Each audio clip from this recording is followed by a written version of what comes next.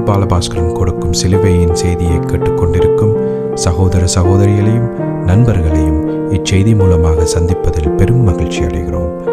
தாம் ஒருவரே ஞானமுள்ளவருமாயிருக்கிற தேவனுக்கு இயேசு கிறிஸ்துவின் மூலமாக என்றென்றைக்கும் மகிமையும் கனமும் உண்டாவதாக. ஆமீன்.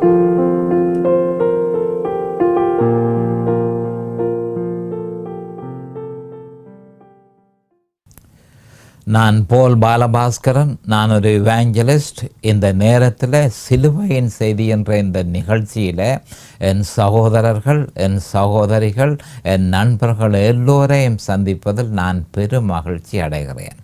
கர்த்தருடைய வேத வாக்கியங்களை உங்களோடு பகிர்ந்து கொள்வதற்காக இந்த நேரத்தில் நாங்கள் எல்லோரும் கூடியிருக்கிறோம்.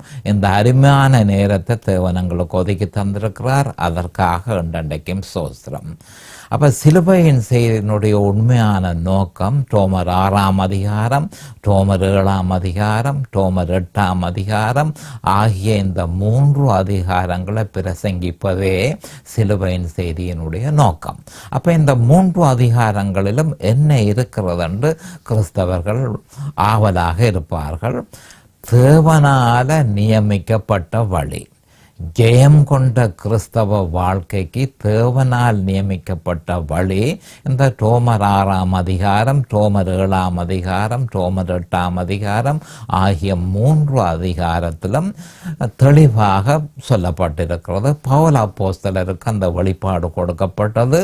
அந்த வெளிப்பாட்டை அவர் ரோமர் 6ஆம் 7ஆம் 8ஆம் அதிகாரத்தில் அவர் தெளிவாக சொல்லியிருக்கிறார்.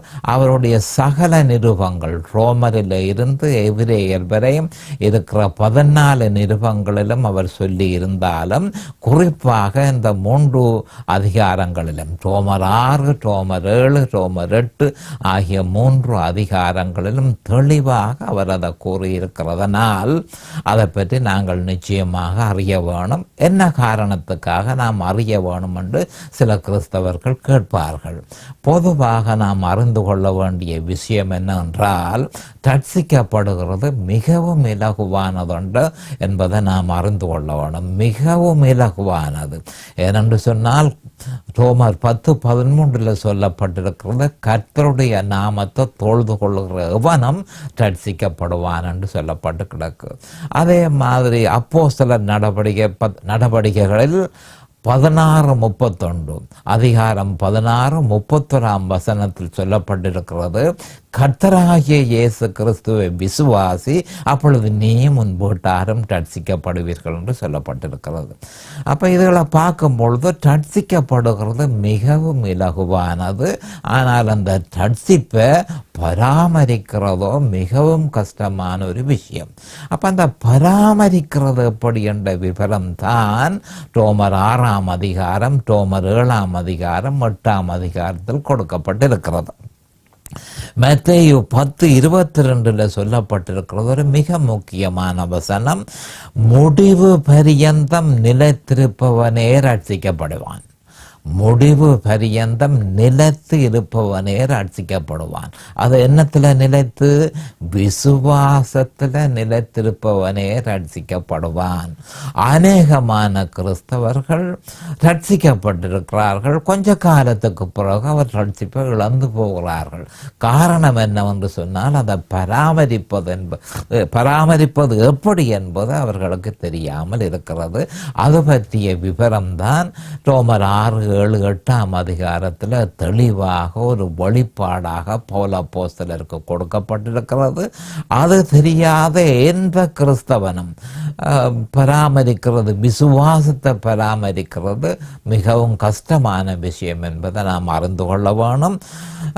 ஆனபடியால் தான் இப்பொழுது நான் ஒரு அடிப்படை வேத வாக்கியத்தை எடுத்து மேலெழுந்த வாரியாக ஒரு அஸ்திவாரத்தை போட்டு கொண்டிருக்கிறேன். அதனுடைய நோக்கம் என்னென்று சொன்னால், சிலுவையை பற்றி அறியாத அநேகமான கிறிஸ்தவர்களுக்கு சிலுவையின் தாற்பயம் என்ன என்று அவர்கள் அறியாதிருக்கிறார்கள். ஆனபடியால் சிலுவையை பற்றி ஒரு மேலெழுந்த வாரியாக ஒரு அறிவு வந்தவுடன் உடனடியாக நாங்கள் ரோமர் 6ஆம் 7ஆம் அதிகாரத்துக்கு போகலாம் என்று நான் நினைத்திருக்கிறேன். அப்போ நான் தெரிந்து கொண்ட அந்த வேத வாக்கியம் என்ன என்று சொன்னால், இப்போ கொஞ்ச காலமாக அதே அடிப்படை வேத வாக்கியத்தை எடுத்து நான் பிரசங்கத்தை கொண்டிருந்தேன். இனியும் ஒரு கொஞ்ச காலத்துக்கு அதே அடிப்படை வேத வாக்கியத்தை எடுத்து நான் பிரசங்கிக்கிறது எனக்கு பொருத்தமாக இருக்கிறது. அது என்ன அந்த வேத வாக்கியம் என்றால் 1 கொரிந்தியர் 2:2. இந்த வேத வாக்கியத்தை பற்றி அநேகமான கிறிஸ்தவர்கள் அறியாது இருக்கிறார்கள். அப்படி அறிந்திருந்தார்கள் என்றால் அதனுடைய தாற்பயம் என்ன என்றது அவர்கள் புரியாமல் இருக்கிறார்கள். அப்போ 1 கொரிந்தியர் 2:2, இயேசு கிறிஸ்துவை சிலுவையில் அறையப்பட்ட அவரையே அன்றி வேறொன்றையும் உங்களுக்குள் அறியாதிருக்க தீர்மானித்திருந்தேன் என்று தெளிவாக சொல்லப்பட்டிருக்கிறது. அப்போ என்ன சொல்லப்பட்டிருக்கிறது? இயேசு கிறிஸ்துவை நீங்கள் அறிய வேண்டும், அவர் சிலுவையில் செய்து முடித்ததை நீங்கள் அறிய வேண்டும், அறிந்ததை நீங்கள் விசுவாசிக்க வேண்டும், அந்த விசுவாசத்தில் நீங்கள் நிலைத்திருக்க வேணும், முடிவு பரியந்தம் நிலைத்திருக்க வேணும் என்று சொல்லி தெளிவாக சொல்லப்பட்டிருக்கிறது. அப்போ அது ஒரு சின்ன விஷயம் தானே என்று பொதுவாக கிறிஸ்தவர்கள் கேட்பார்கள். அது சின்ன விஷயம் அல்ல, அது மிகவும் கஷ்டமான விஷயம். அதாவது மறுபிறப்பு பெற்ற கிறிஸ்தவர்களை நீங்கள் கேட்பீர்களானால் அது அவ்வளவு இலகுவான விஷயம் அல்ல என்பதை அவர்கள் உங்களுக்கு சொல்லுவார்கள்.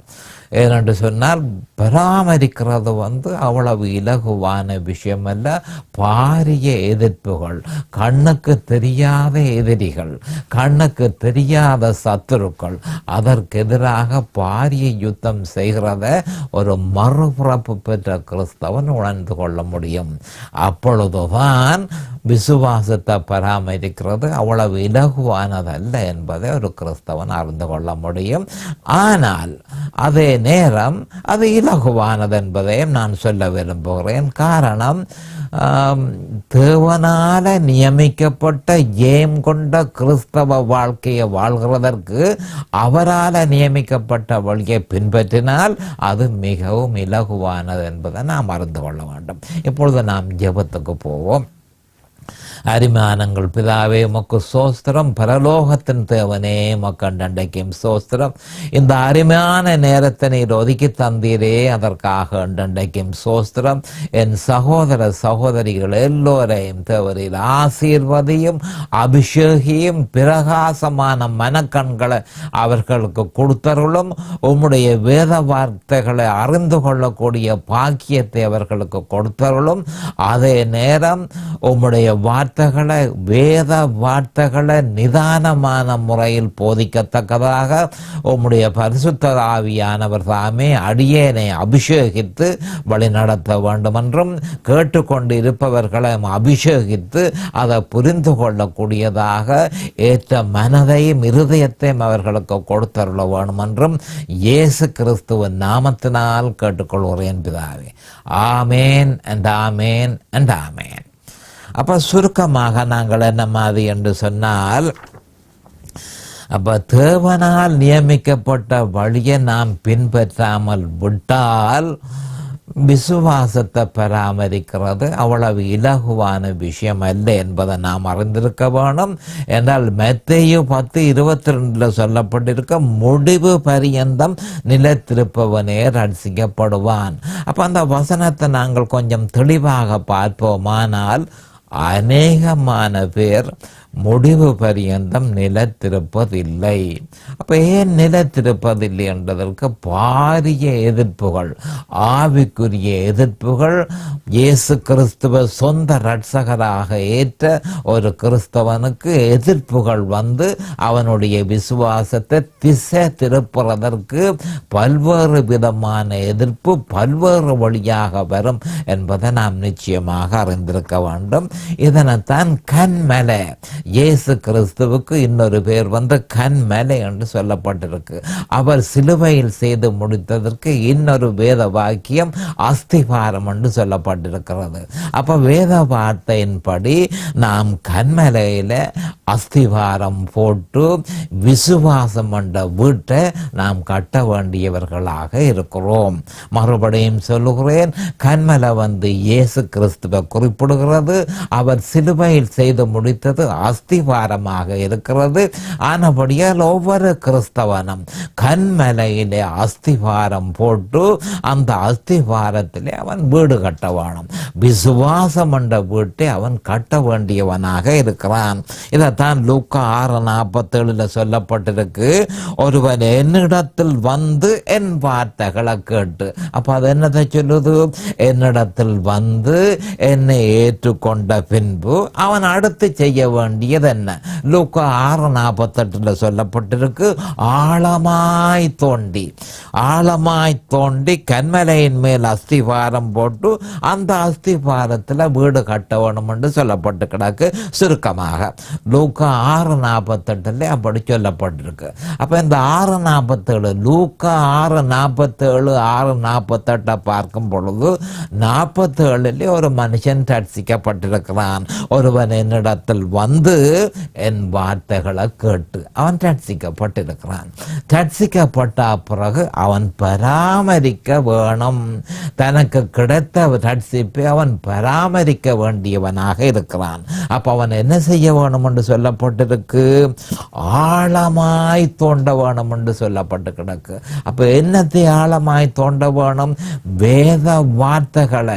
வேத வார்த்தைகளை ஆழமாக தோண்டி அதனுடைய ஆவிக்குரிய பொருள்களை அறிந்து அந்த வேத வாக்கியத்தின் அடிப்படையில் அவன் கண்மலையில இயேசு கிறிஸ்துவில அஸ்திவாரம் போட்டு அவர் சிலுவையில் செய்து முடித்ததை அறிந்து அந்த அஸ்திவாரத்தில் அவன் தன்னுடைய வீட்டை கட்ட வேணும் என்று சொல்லி தெளிவாக சொல்லப்பட்டு கிடக்கும். அது இலகுவானதல்லது என்பதை நாம் அறிந்து கொள்ள வேணும். ஏனென்று சொன்னால் சத்துருக்கள் அந்த விசுவாசம், என்ற விசுவாசம் சிலுவையில் அறையப்பட்ட இயேசு கிறிஸ்துவில விசுவாசத்தை வெற்றிருப்பதற்கு எதிராக, அந்த விசுவாசத்தை திசை திருப்புவதற்காக கண்ணால காணாத எதிரிகள் நமக்கு எதிராக பாரதூரமான யுத்தத்தை, மிகவும் பயங்கரமான யுத்தத்தை அவர்கள் ஏறெடுப்பார்கள் என்பதை அதிகமான கிறிஸ்தவர்கள் அறிந்திருப்பதாக இல்லை. அப்போ ஆறாரதுகள் என்று பார்க்கும் பொழுது முதலாவதாக இந்த உலகம் ரட்சிக்கப்படாத மனுஷர்கள், இந்த உலகம் நம்முடைய கிறிஸ்தவர்களுடைய விசுவாசத்தை திசை திருப்புவதற்கு தம்முடைய வழிக்கு வரும்படி அவர்கள் வற்புறுத்துவார்கள் என்பதை நாம் அறிந்து கொள்ள வேணும். அப்ப முதலாவது எதிரி இந்த உலகம் என்பதை நாம் அறிந்து கொள்ள வேணும். இரண்டாவதாக நம்முடைய மாம்சம், நம்முடைய சுயபலம் நாம் ஏற்றுக்கொண்ட விசுவாசத்தில் தங்கி இருக்காத படிக்கு அந்த சுயபலத்தில் தங்கி இருக்க சொல்லி நம்ம வற்புறுத்தும். மூன்றாவதாக நம்முடைய சுயத்தை பிறந்த நாள் தொடக்கம் இயேசு கிறிஸ்துவை நாம் அறியும் வரையும் நம்முடைய பலமாக இருந்தது நம்முடைய சுயம். அந்த சுயம் அடிக்கடி எழும்பி சுயத்தில் நீ நம்பி இருக்க வேணும் என்று சொல்லி அந்த விசுவாசிய வற்புறுத்துறதை அவன் அறிந்து கொள்ளக்கூடியதாக இருக்கும். அடுத்தது மகாபயங்கரமான யுத்தம், கோடிக்கணக்கான அசுத்தாவியல், கோடிக்கணக்கான விழுந்து போன தேவதூதர்கள், இவைகள் எல்லாவற்றுக்கும் தலைவனாயிருக்கிற சாத்தான், இவர்கள் எல்லாருமாக சேர்ந்து கண்ணுக்கு காணாத சத்துருக்கள். இந்த சத்துருக்கள் நமக்கு எதிராக யுத்தம் செய்யும் என்று சொல்லி பவுல் அப்போஸ்தலர் எபேசியர் 6:12 தெளிவாக அவர் சொல்லி இருக்கிறார். அப்ப இந்த மாதிரியாக 4 பக்கத்தாலும் பல்வேறு விதமான எதிர்ப்பு இந்த விசுவாசத்தை விட்டு நாம் திசை திரும்ப வேணும் என்று நம்ம வற்புறுத்துகிறது ஒவ்வொரு மறுபிறப்பு பெற்ற கிறிஸ்தவனும் அறிந்து கொள்ளுவான். ஆனபடியால் தான் மத்தேயு 10:22 முடிவு பரியந்தம் நிலைத்திருப்பவனே ரட்சிக்கப்படுவான் என்று சொல்லப்பட்டிருக்கிறது. இவ்வளவு எதிர்ப்புகள் மத்தியிலும் விசுவாசத்தை தொடர்ந்து பராமரிக்கிறவனே ரட்சிக்கப்படுவான் என்று தெளிவாக சொல்லப்பட்டிருக்கிறது. அப்போ அது அதே நேரம் அது இலகுவானதல்ல என்பதை நாம் அறிந்து கொள்ள வேணும். என்றால் வெகு சிலரே அதை அறிந்திருக்கிறார்கள். அந்த வழி, அதாவது சிலுவையில் அறையப்பட்ட இயேசு கிறிஸ்துவை பின்பற்ற வேண்டிய வழியை வெகு சிலரே அறிந்திருக்கிறார்கள் என்று சொல்லி மத்தேயு 7:14 சொல்லப்பட்டு கிடக்கு. அந்த வழி என்ன என்று சொன்னால் சிலுவையில் அறையப்பட்ட இயேசு கிறிஸ்து. சுருக்கமாக அநேகமானவர்கள் அந்த வழியை அறியாதிருக்கிறார்கள் என மத்தேயு 7:13 சொல்லப்பட்டிருக்கிறது.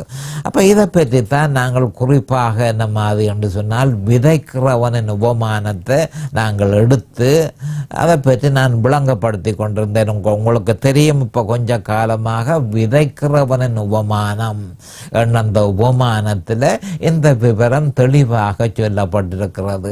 எப்படி கிறிஸ்தவர்கள் தங்களுடைய வழியை விட்டு விலகி போகிறார்கள், எப்படி கிறிஸ்தவர்கள் தாம் ஏற்றுக்கொண்ட வழி சிலுவையில் அறையப்பட்ட இயேசு கிறிஸ்துவை ஏற்றுக்கொண்டு ரட்சிக்கப்பட்டவர்கள் பிறகு எப்படி தங்களுடைய வழியை விட்டு விலகி தங்களுடைய விசுவாசத்தை திசை திருப்பி ரட்சிப்பையே அவர்கள் இழந்து போன கதைகள் ஏராளம். அப்ப இது பற்றிய விவரம் விதைக்கிறவனின் உபமானத்தில் தெளிவாக நம்முடைய ஆண்டவராகிய இயேசு கிறிஸ்து சொல்லியிருக்கிறார். அப்போ இதைத்தான் நாங்கள் தெளிவாக அறிந்து கொள்ள வேணும். ஏற்கனவே லூக்கா 8ஆம் அதிகாரத்தில் 5ஆம் வசனத்திலிருந்து 15ஆம் வசனம் வரையும் நாங்கள் பார்த்திருக்கிறோம். அந்த வேத வாக்கியங்களிலே ஏராளமான பேர், அதாவது 4/3 பகுதி ரட்சிப்பை இழந்து போனதையும் ஒரே ஒரு வகுப்பினர், ஒரே ஒரு குரூப் ரட்சிப்பை பாதுகாத்து கொண்டார்கள் என்றதை நாம் பார்த்து கொண்டோம். அதே மாதிரி இன்னும் விவரமாக விதைக்கிறவனின் உபமானத்தில் மத்தேயு 13:3-22, 3:23 தெளிவாக சொல்லப்பட்டிருக்கிறது. ஆனபடியால் அந்த உபமானத்தை நாங்கள் பார்த்து கொள்ள வேணும். அப்போ அதில் 3 விதமான மனுஷர்களை நாங்கள் பார்த்தோம். 3 இல்லை, 4 விதமான ஜனங்களை நாங்கள் பார்த்தோம். அதாவது சுருக்கமாக சொல்ல போனால் லூக்காவிலும் அதை பற்றி சொல்லப்பட்டிருக்கிறது.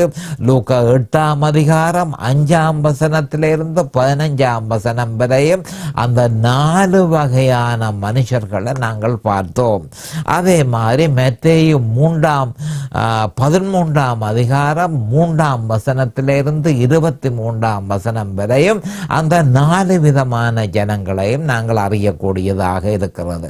அப்போ ஆண்டவர் தெளிவாக இந்த உபமானங்கள்ல சொல்லி இருக்கிறது என்னவென்று சொன்னால் இலகுவான விஷயம் அல்ல என்பதை அவர் தெளிவாக சொல்லி இருக்கிறார்.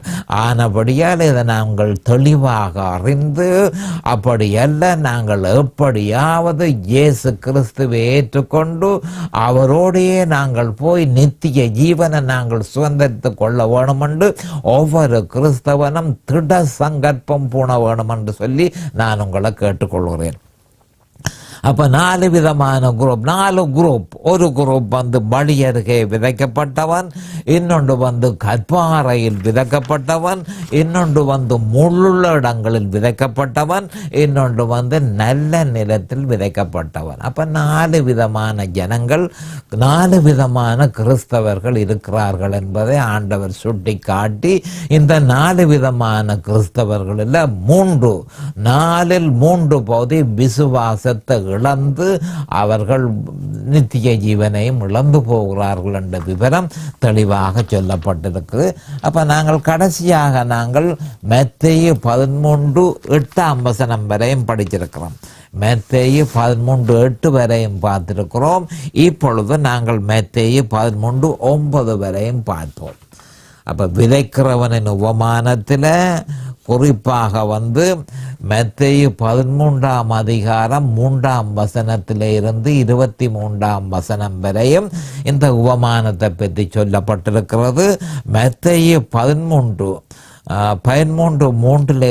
8ஆம் வசனம் வரையும் நாங்கள் பார்த்திருக்கிறோம். இப்பொழுது 9வது வசனத்துக்கு நாங்கள் போகிறோம். 9வது வசனம், கேட்கிறதற்கு காதுள்ளவன் கேட்க கடவன் என்றார். அப்போ அவர் அந்த உபமானத்தை சொல்லி முடித்த பிறகு என்ன சொல்கிறார் என்று சொன்னால், கேட்கிறதற்கு காதுள்ளவன் கேட்க கடவன் என்றார். அப்ப இது என்ன சொல்லப்பட்டிருக்கிறது என்றதை நாம் தெளிவாக அறிந்து கொள்ள வேண்டும். அநேகமான காதுகள் சுவிசேஷத்தை கேட்க விருப்பமிராது என்பதை முதல் கண் நாம் அறிந்து கொள்ள வேண்டும். அநேகமான காதுகளுக்கு சுவிசேஷம் காதுகளுக்குள்ள கடிப்பு அவர்களுக்கு ஏற்படும். அதை கேட்க பொழுது அதை அவர்கள் கேட்க விரும்ப மாட்டார்கள். ஆனபடியால் தான் கேட்கிறதற்கு காது உள்ளவன் கேட்க கடவன் என்று ஆண்டவர் சொல்லியிருக்கிறார். ஏனென்றால் ஒருவன் கேட்பானா இருந்தால், ஒருவன் சுவிசேஷத்தை கேட்பானா இருந்தால் அவன் அதற்கு பொறுப்பு ஏற்க வேண்டும். ரெஸ்பான்சிபிலிட்டி. அவன் சுவிசேஷத்தை கேட்டான், ஆனபடியால் அந்த பொறுப்பை அவன் சுமக்க வேண்டும். அடுத்தது கேட்டதின்படி அவன் கீழ்ப்படிய வேண்டும். கவனமாக கேட்டுக்கொள்ளுங்கள். அப்ப கேட்கிறதற்கு காதுள்ளவன் கேட்க கடவன் என்ற விஷயத்தில் அந்த வேத வாக்கியத்தில் சொல்லப்பட்டிருக்கிற ஆவிக்குரிய பொருள் என்ன என்பதை நாம் பார்ப்போம். முதலாவதாக, ஒருவன் சுவிசேஷத்தை கேட்பானா இருந்தால் அவன் அதற்கு பொறுப்பு ஏற்க வேணும் என்றதை நாம் அறிந்திருக்க வேணும். கேட்ட சுவிசேஷத்திற்கு அவன் கீழ்ப்படிய வேணும் என்று சொல்லி நாம் அறிந்திருக்க வேண்டும். அவன் கீழ்ப்படியா விட்டால் நியாய தீர்ப்பை சந்திக்க வேண்டி வரும் என்பதை அவன் அறிய வேணும் என்பதை இங்கு சொல்லப்பட்டிருக்கிறது. அப்ப இதில் பார்க்க போனால் 4 பகுதி தான் கேட்கிறார்கள். 4 பகுதி கிறிஸ்தவர்களில் இயேசு கிறிஸ்துவ மனதார ஆரம்பத்தில் ஏற்றுக்கொண்ட கிறிஸ்தவர்களில் 4 பகுதி தான் இந்த 3 அலுவலையும் செய்கிறார்கள். அவர்கள் பொறுப்பு ஏற்றுக்கொள்கிறார்கள், கேட்டதற்கு கீழ்ப்படுகிறார்கள், கீழ்ப்படிந்து அந்த விசுவாசத்தை அவர்கள் பராமரிக்கிறார்கள். அப்ப 4 பகுதி கேட்டதற்கு கீழ்ப்படியவில்லை. அவர்கள் கேட்டார்கள், ஆனால் அவர்கள் கீழ்ப்படியவில்லை. அப்ப அவர்கள் நியாயமான தீர்ப்புப்படி அவர்கள் கேட்டார்கள், அவர்கள் பொறுப்பேற்க வேண்டியவர்கள், அந்த பொறுப்பில் இருந்து அவர்கள் விலகினார்கள். ஆனபடியால் நியாயமான நியாய தீர்ப்பின்படி அவர்கள் தங்களை இழந்து போனார்கள். தங்களுக்கு கிடைத்த ரட்சிப்பை அவர்கள் இழந்து போனார்கள். அப்போ கவனமாக நாம் இதை அறிந்திருக்கணும். இதைத்தான் சொல்லப்பட்டிருக்கு, கேட்கிறதற்கு காதுள்ளவன் கேட்க கடவன். அதாவது நீ கேட்க உனக்கு விருப்பமாக இருந்தால் உனக்கு ஒரு பொறுப்பு ஒன்று இருக்கிறது. அப்ப அந்த பொறுப்பு என்ன? நீ கேட்ட வார்த்தைக்கு நீ கீழ்ப்படிய வேண்டும். அப்ப கீழ்ப்படிந்தால் என்ன, கீழ்ப்படியாவிட்டால் என்ன? கீழ்ப்படிந்தால் நன்மையை பெற்றுக்கொள்ளுவாய், கீழ்ப்படியாவிட்டால் நியாய தீர்ப்பை பெற்றுக்கொள்ளுவாய். அப்ப நியாய தீர்ப்பின் படி 4/3 பகுதி கிறிஸ்தவர்கள் தங்களுடைய ரட்சிப்பை இழந்து போனார்கள். 4 கிறிஸ்தவனே அந்த ரட்சிப்பை கடைசி வரையும் பராமரித்தான். முடிவு பரியந்தம் அதில் நிலைத்திருந்த நன்மையை அவன் பெற்றுக்கொண்டான் என்றதை நாம் அறிந்து கொண்டோம். இப்போ நாங்கள் 13:10 வசனத்துக்கு போவோம். 13:10 மத்தேயு 13ஆம் அதிகாரம் 10ஆம் வசனம். அப்பொழுது சீஷர்கள் அவரிடத்தில் வந்து, ஏன் அவர்களோட உவமைகளாக பேசுகிறீர் என்று கேட்டார்கள். அப்ப ஜனங்களுக்கு ஆண்டவர் இந்த உவமானத்தை சொல்லிக் கொண்டிருக்க உவமானமாக சொல்லிக் கொண்டிருக்கிறார். அப்ப உவமானமாக சொல்லிக் கொண்டிருக்கிறத சீஷர்கள் அவர்கள் கண்டார்கள். அவர்கள் கண்டு நேரடியாக வந்து இயேசு கிறிஸ்து தனிமையாக இருக்கும் பொழுது, ஏன் நீர் அவர்களோட நேரடியாக கதைக்கலாம் தானே, என்ன காரணத்திற்காக நீர் உவமைகளாக சொல்ல விரும்புகிறீர் என்று சொல்லி அவர்களை திகிலடைந்தபடியினால் அவர்கள் ஓடி வந்து கேட்டார்கள். அப்போ ஆண்டவர் அதற்கு பதிலை கொடுக்கிறார். அதை நாம் பார்த்து கொள்ளுவோம். மத்தேயு 13:11 அவர்களுக்கு அவர் பிரதி உத்தரமாக, பரலோக ராஜ்யத்தின் ரகசியங்களை அறியும்படிக்கு உங்களுக்கு அருளப்பட்டிருக்கிறது, அவர்களுக்கோ அருளப்படவில்லை. அப்ப என்ன சொல்கிறார் என்று சொன்னால், 2 விதமான ஜனங்கள் இருக்கிறார்கள். 2 விதமான ஜனங்கள் இருக்கிறார்கள். அப்போ ஒரு விதமான ஒரு குரூப், ஒரு வகையான ஜனங்கள் கர்த்தரை அறிய விரும்புகிறார்கள், கர்த்தருடைய வழிகள் என்ன என்று சொல்லி அவர்கள் அறிய விரும்புகிறார்கள்.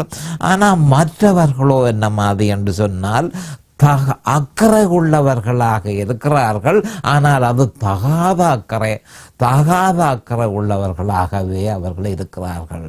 அதாவது தகுந்த அக்கறை அல்ல, தகாத அக்கறை உள்ளவர்களாகவே இருக்கார். மறுபடியும் இதை திருப்பி சொல்கிறேன்.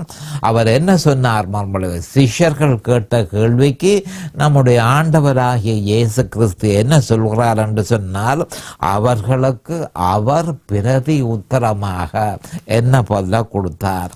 பரலோக ராஜ்யத்தின் ரகசியங்கள். அப்ப தேவனுக்குரிய பரலோக ராஜ்யத்துக்கு ரகசியம் இருக்கின்றதை நாம் அறிந்து கொள்ள வேணும். அப்போ அந்த ரகசியம் யாருக்கு கொடுக்கப்படுகிறதுன்றதை நாம் அறிந்து கொள்ள வேணும். முதலாவதாக அந்த ரகசியம் யாருக்கு கொடுக்கப்படுகிறது என்றால், கடவுளை அறிய விருப்பமாக இருக்கிற மனுஷர்கள், தேவனுடைய நீதியை அறிய விருப்பமாக இருக்கிற ஜனங்கள், கடவுளுடைய வழியை அறிய விருப்பமாக இருக்கிற ஜனங்கள், அவர்களுக்கு அந்த ரகசியம் நேரடியாக கொடுக்கப்படும். ஆனால் இன்னும் ஒரு வகையான ஜனங்கள் இருக்கிறார்கள். அவர்கள் வெறுமனே தகாத அக்கறை உள்ளவர்களாக இருக்கிறபடியால் அவர்களுக்கு அந்த ரகசியம் நேரடியாக சொல்லப்படவில்லை, அவர்களுக்கு உவமைகளாக சொல்லப்படுகிறது. எப்படியோ எல்லா மனுஷர்களுக்கும் அந்த ரகசியம் ஏதோ ஒரு வழியில சொல்லப்படுகிறது. உவமையாக சொல்லப்பட்டிருந்தால் அந்த மனுஷன் விழிக்கிட்டு, ஆண்டவரே இந்த உவமை எனக்கு விளங்கவில்லை என்று கேட்டால் அவனுக்கு தெளிவாக விளங்கப்படும். ஆனபடியால் தான் மனுஷர்களை ரெண்டு விதமாக பிரித்து, ஒன்று தேவனை அறிய விருப்பம் உள்ளவர்கள், அவருடைய நீதியை அறிய விருப்பம் உள்ளவர்கள், அவருடைய வழியை அறிய விருப்பம் உள்ளவர்கள், அவர்களுக்கு பரலோக ராஜ்யத்தின் ரகசியத்தை நேரடியாகவே நான் கூறுவேன். ஆனால் இன்னும் ஒரு வகையான ஜனங்கள் வெறுமனே தகாத அக்கறை உள்ளவர்களாக அவர்கள் இருக்கிறபடியினால் அவர்களுக்கும் சுவிசேஷம் சொல்ல வேண்டியதாக இருக்கிறது. ஆனபடியால் அவர்களுக்கு உவமானமாக நான் சொல்கிறேன். அவர்கள் உவமானம் விளங்காவிட்டால் என்னிடத்தில் வந்து, ஆண்டவரே உவமானம் நீர் சொன்னது எங்களுக்கு விளங்கவில்லை என்று கேட்பார்களாயிருந்தால் அந்த உவமானம் அவர்களுக்கு நேரடியாகவே அந்த ரகசியம் வெளிப்படுத்தப்படும். பரலோக ராஜ்யத்தை அறியும்படி உங்களுக்கு அருளப்பட்டிருக்கிறது, அவர்களுக்கோ அருளப்படவில்லை. நேரடியாக அவர்களுக்கு போதிக்கிறதற்கு, நேரடியாக தெளிவாக அவர்களுக்கு பிரசங்கிக்கிறதற்கு அருளப்படவில்லை. ஏன்? அவர்கள் தகாத அக்கறை உள்ளவர்களாக, அக்கறை காட்டுற மாதிரி அவர்கள் இருக்கிறார்கள். ஆனால் அந்த அக்கறை தேவனை அறிய வேணும் என்ற அக்கறை அல்ல, ஏதாவது அதில் ஏதாவது பிடிப்போமோ அப்படி என்று சொல்லி ஒரு தகாத அக்கறை உள்ள மாதிரி அவர்கள் வந்து இதனை கேட்கிறபடியினால் பரலோக ராஜ்யத்தின் ரகசியம் அவர்களுக்கு அருளப்படவில்லை என்று ஆண்டவர் தெளிவாக சொல்லியிருக்கிறார். மத்தேயு 13:12 சொல்லப்பட்டிருக்கிறது மிக முக்கியமான ஒரு வசனம், உள்ளவனவனோ அவனுக்கு கொடுக்கப்படும், பரிபூரணமும் அடைவான்.